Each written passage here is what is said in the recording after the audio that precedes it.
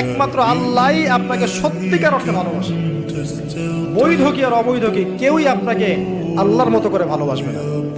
এই আল্লাহ থেকে আপনি এসেছেন, সেখানেই ফিরে যাবেন। মাঝখানের কিছু প্রয়োজন, কিছু সাময়িক সময়, এখানে কিছু বৈধ ভালোবাসা আছে আর অবৈধ পাশবিক দাসত্ব আছে। বৈধগুলোও কখনো আল্লাহর মতো করে আপনাকে ভালোবাসবে না। একমাত্র আল্লাহই আপনার আপন, কেউ আপনার আপন নয়।